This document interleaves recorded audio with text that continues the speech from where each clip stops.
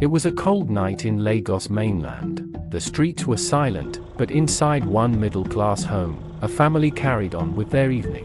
At the dining table, a father sat with his 14-year-old son and 13-year-old daughter, guiding them through their math assignment. The soft hum of the generator filled the air. NEPA had taken the light again. Then, a voice. Loud, Lie down, unfamiliar. everybody. Everybody lie down. Bye-bye. The front door Lie swung down, open. anybody. Masked men stormed the apartment, their hands gripping small guns, machetes, and cutlasses. The 13-year-old girl stared wide-eyed as they spread through the house. Her brother sat frozen beside her. She started counting in her head. 1, 2, 3, 9. 9 of them.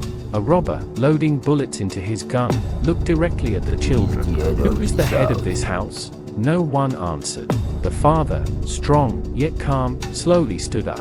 They grabbed him. They dragged him into the bedroom. The children heard his voice, firm but desperate. I don't have money. I didn't bring money home. What do you mean? Said one of them. The next response, a storm of blows. But the robbers weren't done. Back in the living room, the father was dragged to stand in front of the window covered with curtain. Now, it was the mother's turn. They pulled her to the room. She resisted, her voice shaking but strong. Blood of Jesus, she screamed. I don't have anything. My jewelry is fake. It wasn't enough. While she's being taken to the room and father was still facing the window, but it wasn't a window. It was a sliding glass door. He knew the robbers won't stop at robbing them but probably unalive them as they have gotten nothing. He then made a choice even though it meant him losing his life. Without hesitation, he jumped. Everyone was shocked. He landed hard on his back unfortunately. Pain surged through his body, but he didn't stop. In the dark, he crawled, dragging himself inch by inch into the boys' quarters. The robbers panicked. The guy has jumped. Find him.